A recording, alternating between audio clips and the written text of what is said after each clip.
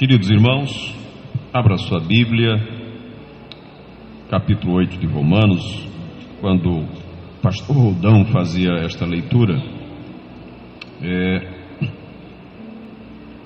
versículo 16 e o versículo 17, que diz assim: o mesmo Espírito testifica com o nosso espírito que somos filhos de Deus. E se nós somos filhos, somos logo herdeiros também, herdeiros de Deus e co-herdeiros de Cristo, se é certo que com Ele padecemos, para que também com Ele sejamos glorificados. Amém?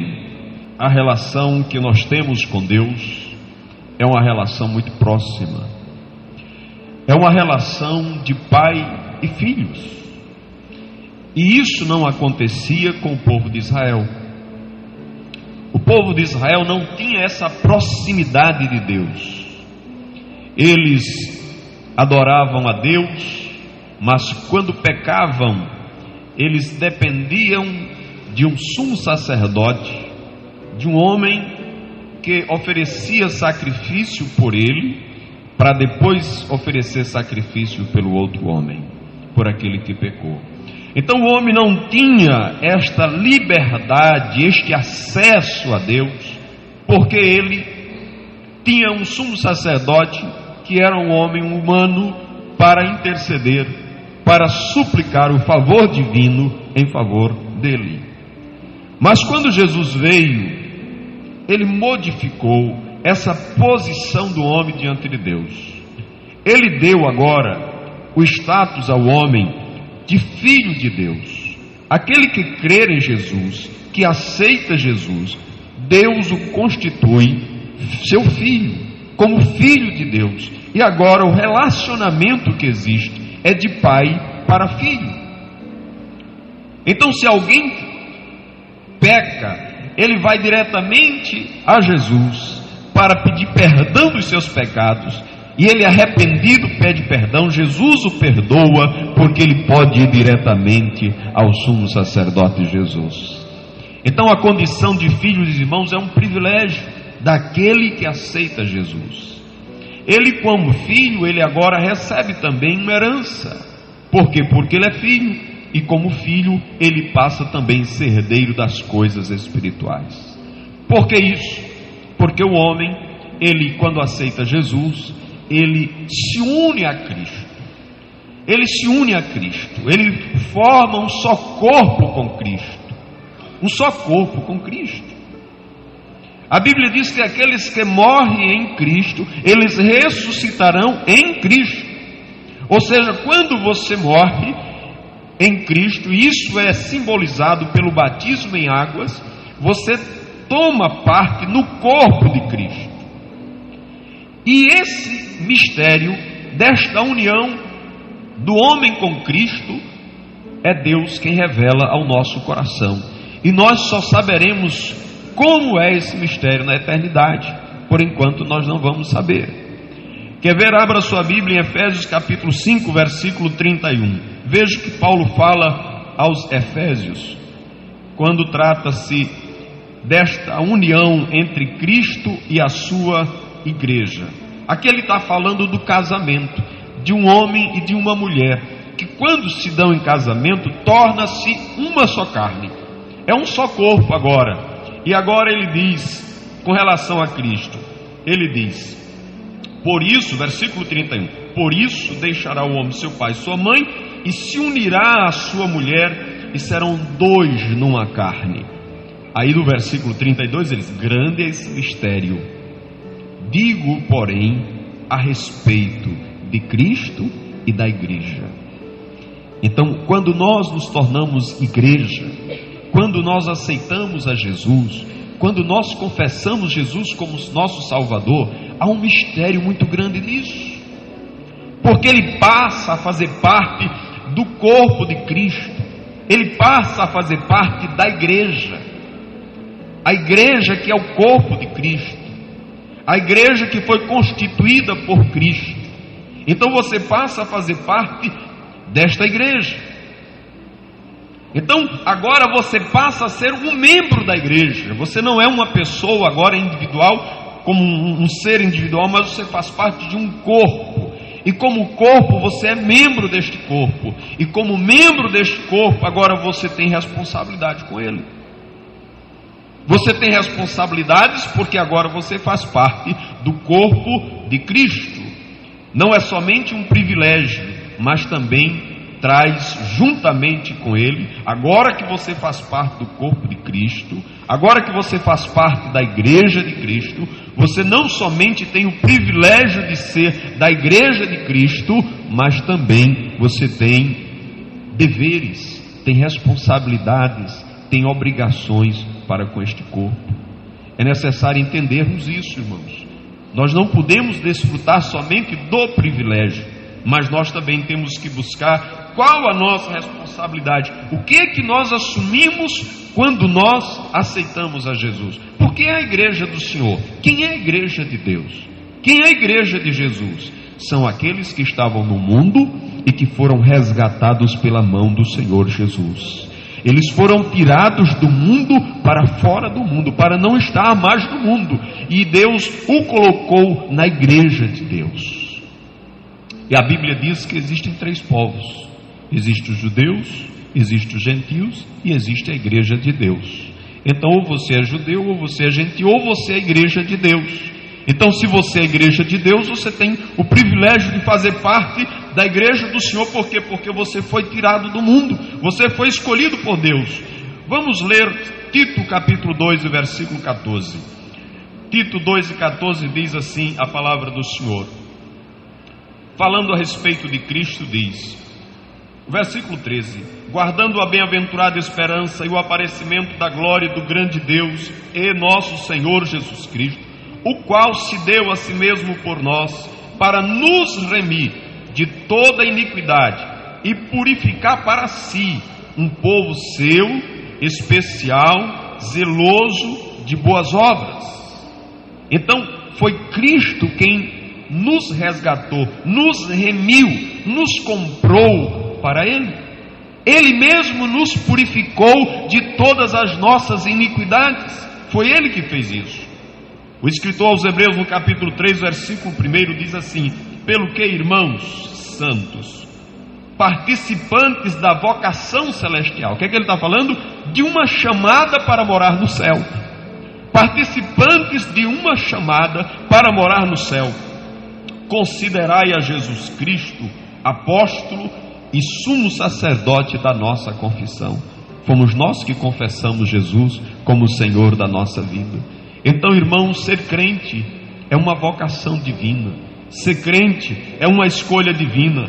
Pedro fala isso na sua segunda carta de Pedro, segundo a Pedro, capítulo 2, capítulo 1, versículo 3, ele diz assim: visto como o seu divino poder nos deu tudo que diz respeito à vida e piedade, pelo conhecimento daquele que nos chamou por sua glória e virtude.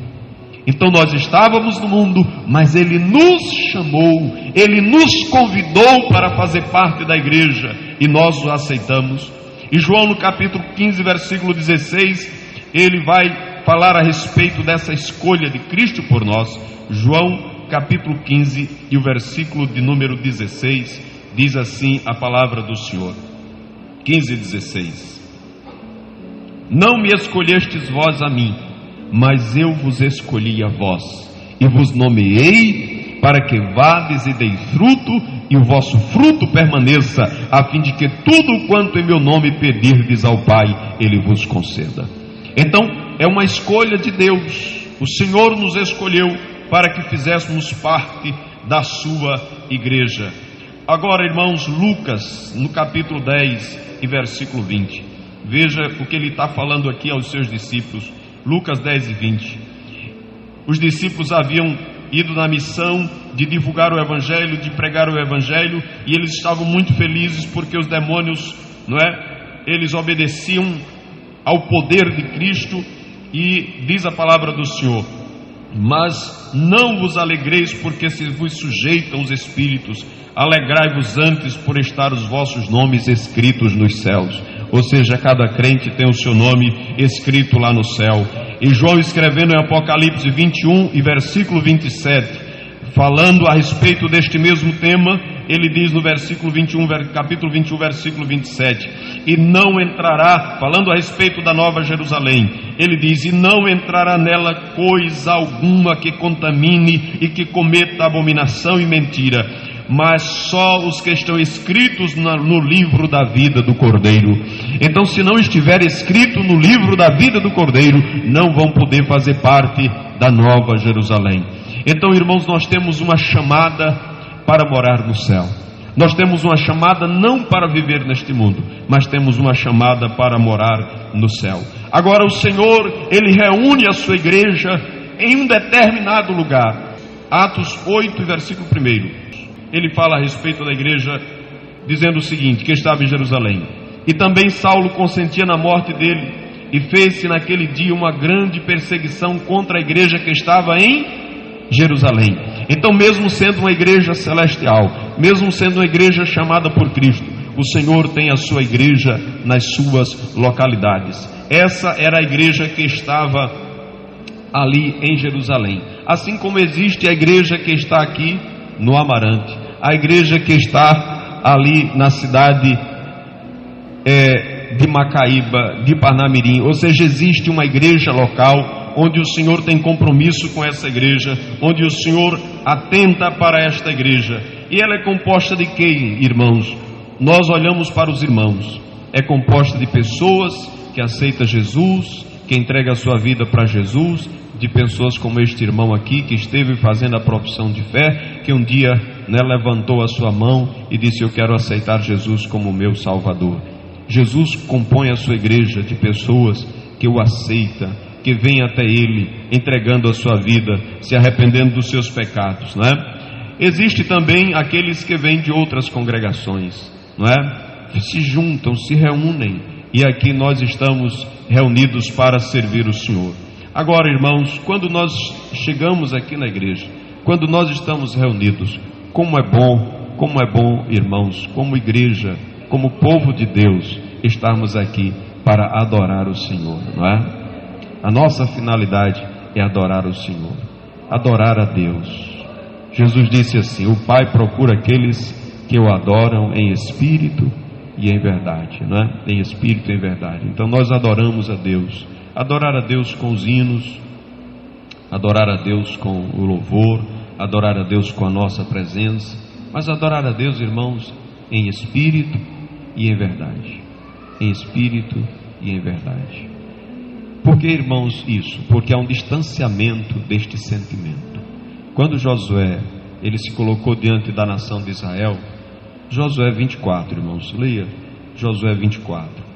Veja o que ele diz nesse texto, quando ele confronta todo o povo de Israel, ele falando a respeito da sua posição diante de tudo aquilo que estava acontecendo. Josué, ele diz assim, agora pois, versículo 14 do capítulo 24 de Josué, ele diz, agora pois, temei ao Senhor e servi-o com sinceridade e verdade. Com sinceridade e verdade. Deitai fora os deuses os quais serviram os vossos pais da além do rio e no Egito, e servi ao Senhor. Porém, se vos parece mal aos vossos olhos servir ao Senhor, escolhi hoje a quem sirvais, se aos deuses a quem serviram vossos pais que estavam da além do rio, ou aos deuses dos amorreus em cuja terra habitais. Porém eu e a minha casa serviremos ao Senhor.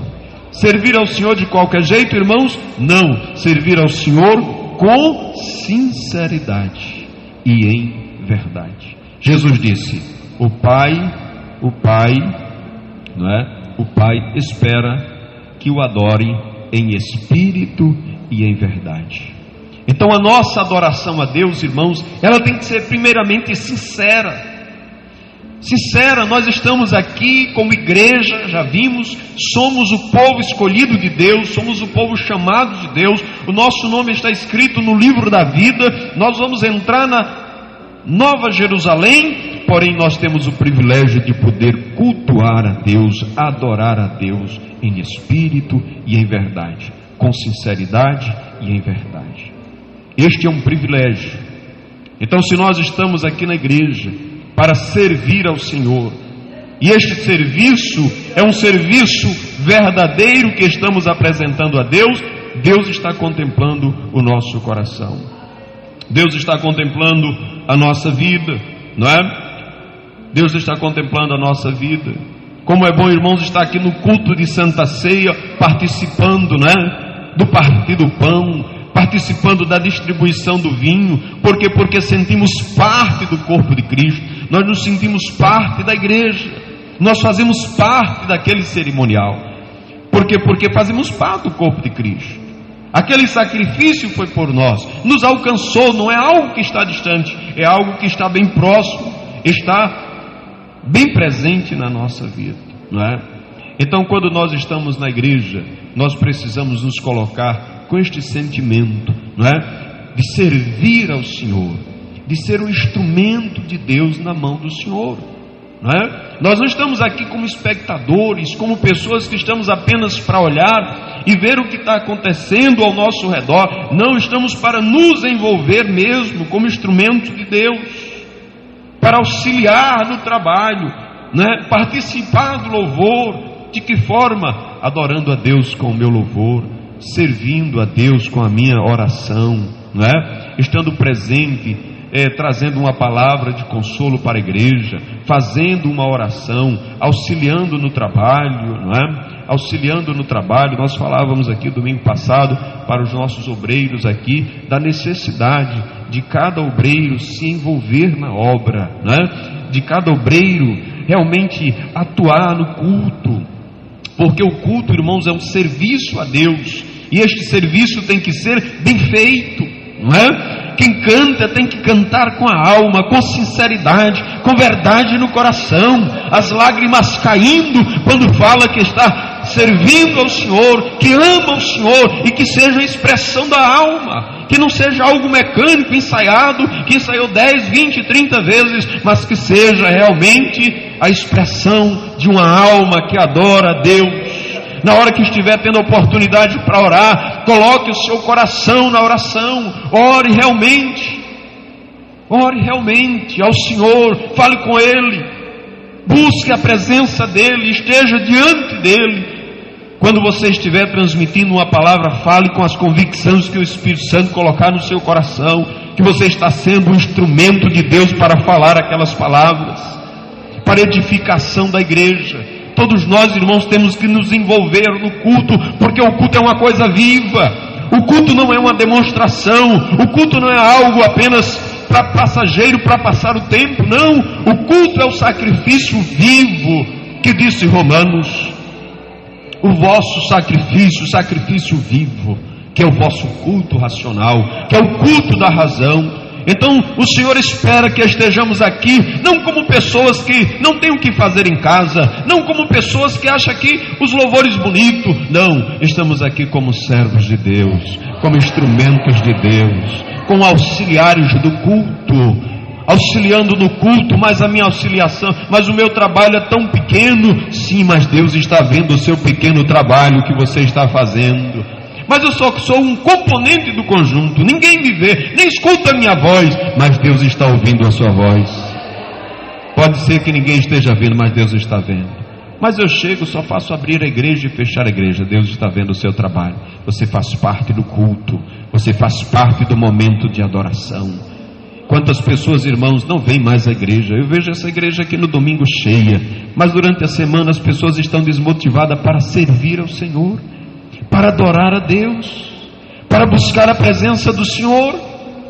Isso nos preocupa, porque, irmãos, porque é falta deste sentimento, é falta desse desejo de adorar a Deus, de cultuar o Senhor. Não é como o salmista diz no Salmo 121, alegrei-me quando me disseram, vamos à casa do Senhor. falta este sentimento de alegria, falta esse regozijo na alma, porque, irmãos, eu não creio que um crente cheio do Espírito Santo não tenha prazer de estar na casa do Senhor. Um crente que seja cheio do Espírito Santo não tenha prazer de adorar a Deus, de servir ao Senhor na sua casa. Um crente cheio do Espírito Santo, quando vai cantar, ele sente a presença de Deus no louvor. Quando alguém ora, ele sente Deus falando com ele. Ele fala com Deus, porque Deus está presente na sua vida. Então, irmãos, como igreja, nós fazemos parte do corpo de Cristo. E o corpo é vivo, não é um corpo morto. Não é um corpo morto, é um corpo vivo. O Senhor faz parte do culto. O Senhor está presente no culto. Paulo disse, nós falamos de Jesus como na presença de Jesus. Porque o Senhor faz parte deste culto. Nós viemos aqui para adorar a Ele. Então Ele está presente para receber a nossa adoração. Como está presente para falar os nossos corações por meio da sua palavra. Quando nós abrimos o nosso coração, Deus fala. Então, irmãos, é um privilégio servir a Deus na igreja como um auxiliar de trabalho. É um privilégio, irmão, servir a igreja como um diácono da igreja. Servindo a igreja como diácono. Sabe por quê? Porque ninguém toma para si. Ninguém toma para si esse privilégio. É uma escolha de Deus. A Bíblia diz que ninguém é pastor porque gostaria de ser pastor. Um dia ele resolveu ser pastor. Não existe escola para isso. Por quê? Porque é primeiramente uma vocação divina. Não existe pastorado sem vocação divina. E não existe crente sem vocação divina, irmãos. A primeira chamada, a maior chamada que existe é para ser crente. Não existe maior chamada do que essa. A maior chamada é para ser crente. Aí quando você é crente, aí Jesus começa a chamar você para servir os outros. Para servir os outros, para servir os outros. Não é para ser grande não, é para ser ficando pequeno. E ficando pequeno, e ficando pequeno. Não é para ser grande. O pastor não é o maior, mas é o menor.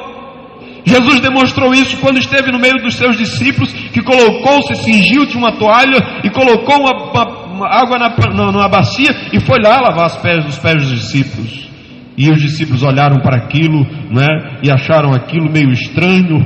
E Pedro até se recusou de fazer aquilo, deixar Jesus lavar os pés. E Jesus disse, se você não me deixa lavar os pés, você não tem parte comigo. Você não participa desta igreja que eu estou fundando, que eu estou criando, né? Essa igreja que está surgindo tem que ser assim.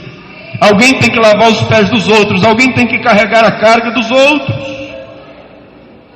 Mas ninguém quer levar mais a carga dos outros, irmãos. Ninguém quer levar o fardo dos outros. Quando você vê alguém com problema, procura se distanciar dele. Mas a Bíblia não nos ensina assim. A Bíblia diz que devemos levar a carga uns dos outros. Louvado seja o nome do Senhor.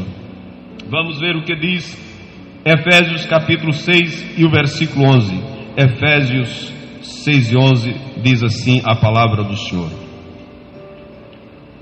Capítulo 6 e o versículo 11. Ele diz: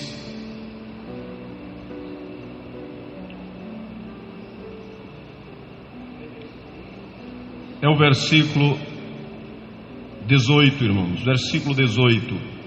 Ele diz: orando em todo o tempo, com toda a oração e súplica no Espírito, e vigiando nisso com toda perseverança e súplicas por todos os santos. Essa é uma forma de servir ao Senhor. Suplicar diante de Deus pela igreja do Senhor, orar pelo seu irmão, suplicar por ele, rogar por ele, pedir para que Deus o abençoe. Quando Deus está vendo essa oração saindo dos seus lábios, Ele abençoa a sua vida. Porque Paulo está dizendo assim: e por mim, para que me seja dada ao abrir da minha boca a palavra com confiança.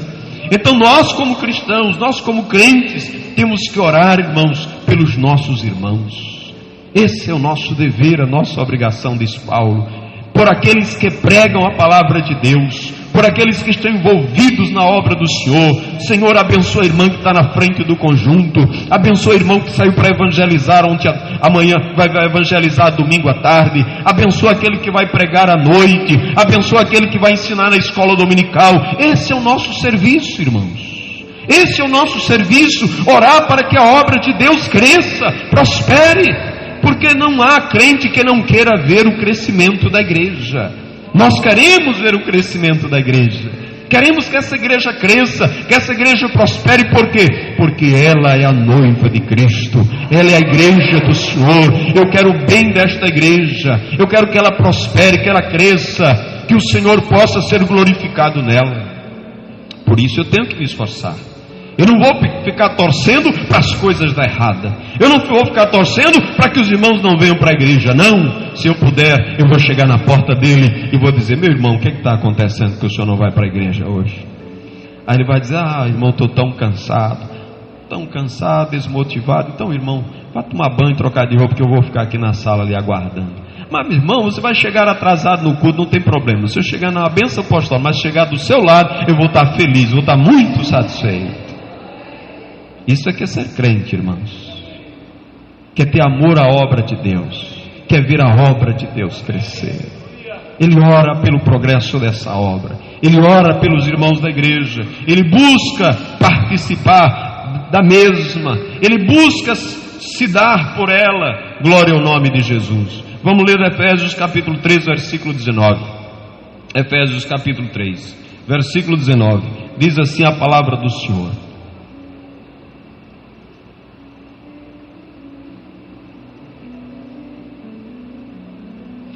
19:20 diz: e conhecer o amor de Cristo, que excede todo o entendimento, para que sejais cheios de toda a plenitude de Deus. Ora, aquele que é poderoso para fazer muito mais abundantemente, além daquilo que pedimos ou pensamos, segundo o poder que em nós opera. Sabe para que isso, irmãos?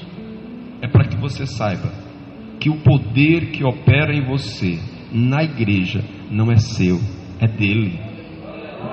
Se você canta bonito, se você prega bonito, se você prega bem, se você fala bem, se você age bem, o poder que opera em você não é seu, é dele. Ele lhe deu porque você ama o crescimento da igreja, você quer o aperfeiçoamento da igreja, então ele lhe usa poderosamente em sua obra. E quando você está pedindo para que Deus faça alguma coisa na sua obra, ele vai fazer muito mais abundantemente do que você pensa. Ele vai dizer assim: aquele meu servo quer servir como auxiliar, como um diácono, como pregador, como cantor, então eu vou ajudar ele, eu vou operar na vida dele. Por quê? Porque ele quer fazer isso para o bem da igreja, ele quer fazer isso para que a igreja cresça. Esse é o nosso dever, irmãos. O bem, o poder que em nós opera, o poder é dele, a graça é dele, a virtude é dele, é ele quem nos capacita para essa obra.